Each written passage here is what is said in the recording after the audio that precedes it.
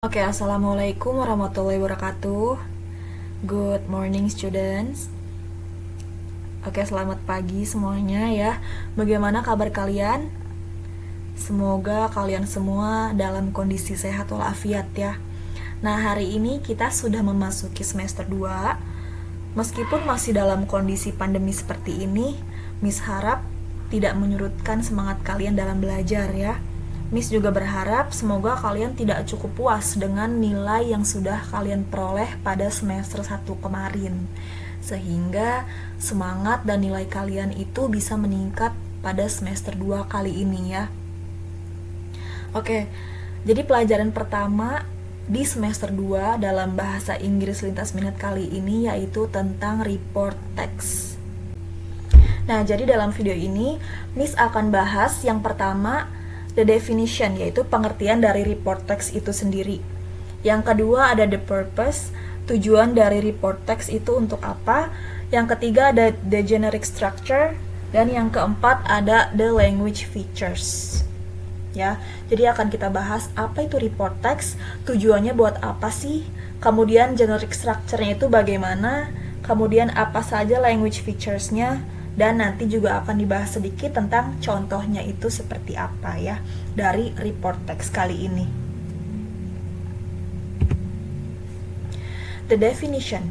Report text is a text that provides information about something.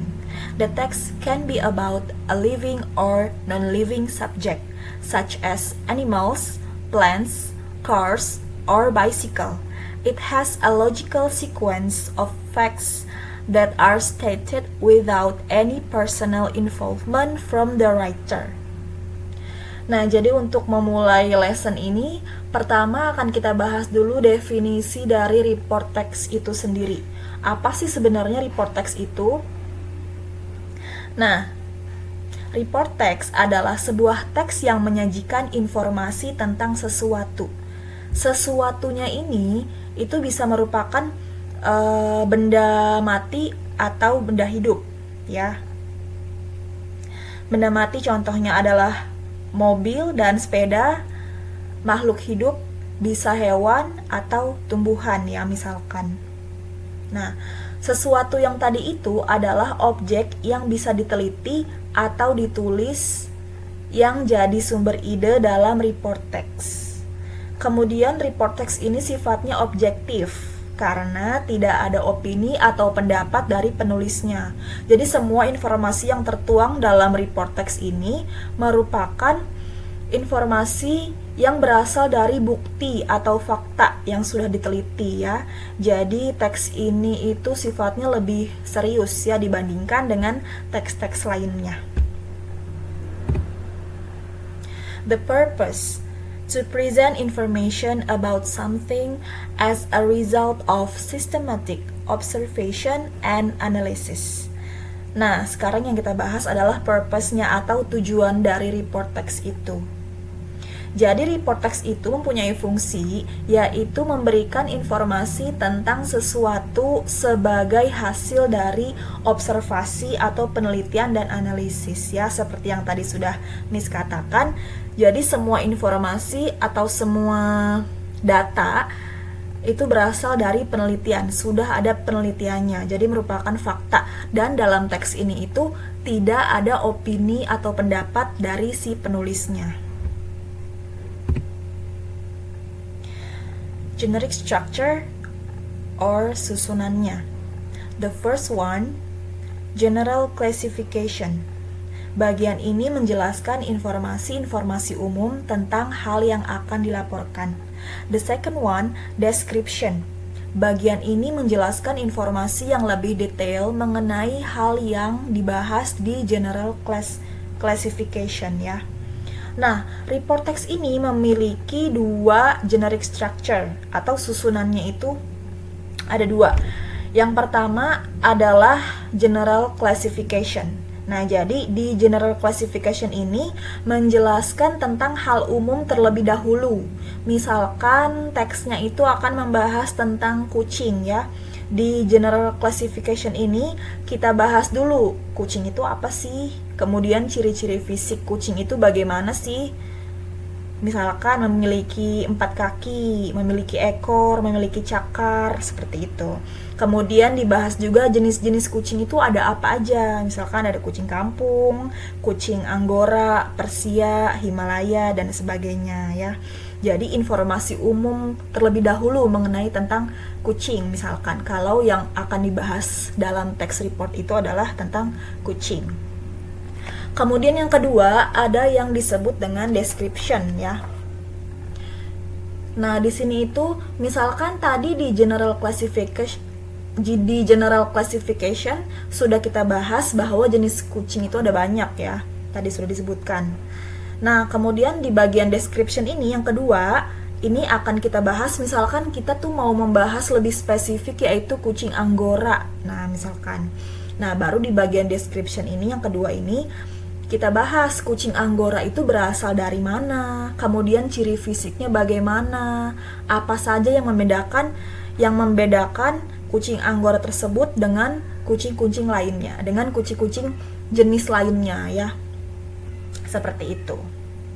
Nah, langsung kita lihat di sini ada contohnya. Ini report text membahas tentang kucing ya. Di sini ada 4 paragraf. Kemudian di paragraf 1 ini akan Miss bacakan, cats are four-legged carnivorous mammal. Latin name for cats are Felis catus or Felis silvertus catus. Nah, jadi di paragraf pertama ini disebut juga dengan general classification atau informasi umumnya terlebih dahulu. Bisa dilihat di sini ada informasi four-legged carnivorous mammal ya. Jadi binatang mamalia karnivora yang memiliki 4 kaki. Nah, ini kan masih general ya. Banyak binatang lain yang memiliki 4 kaki, ada kambing, kuda, dan lain-lain ya. Kemudian di bagian yang kedua ini, di paragraf kedua dan sampai terakhir, ini disebut juga dengan bagian description ya. Most cats have fur and tail. Some cats have short tail and some have long tail. Jadi kebanyakan kucing itu memiliki bulu dan buntut ya, dan ekor. Kemudian beberapa kucing memiliki ekor yang pendek dan juga beberapa memiliki ekor yang panjang. Generally, cats can live for about 12 until 18 years of age. Jadi secara umum, katanya kucing itu bisa hidup selama 12 sampai 18 tahun ya. Kemudian, nowadays, cats are categorized as common and most popular pet in the world. Jadi di zaman ini kucing itu tergolong sebagai hewan peliharaan yang paling populer di dunia ya. Nah, ini 3 paragraf ini menjelaskan lebih detail tentang kucing. Jadi yang pertama tadi disebutkan ada 4 kaki, hewan 4 kaki, dan di paragraf selanjutnya ini menjelaskan lebih lanjut, lebih detail, lebih spesifik tentang kucing. Kemudian hal yang dijelaskan di sini ini sudah ada penelitiannya ya, seperti ini. Perkiraan kucing itu dapat hidup. Kemudian kucing itu disebut sebagai hewan peliharaan populer ya pada zaman ini. Seperti itu. Nah, kemudian selanjutnya ada language features atau ciri kebahasaan. Unsur kebahasaan atau ciri kebahasaan dari report text yang pertama menggunakan simple past tense. Kemudian yang kedua menggunakan kata sifat. Nah, kita balik lagi ke teks yang tadi. Kata sifat di sini ada di paragraf terakhir ya. Ada popular ya, atau terkenal. Kemudian general noun atau menggunakan kata benda.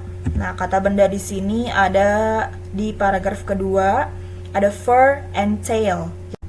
Nah, language features yang terakhir yaitu adalah technical or scientific terms atau menggunakan istilah ilmiah ya. Nah, ini dia yang membedakan teks ini itu atau yang membuat teks ini itu lebih serius dengan teks yang lain ya kesannya.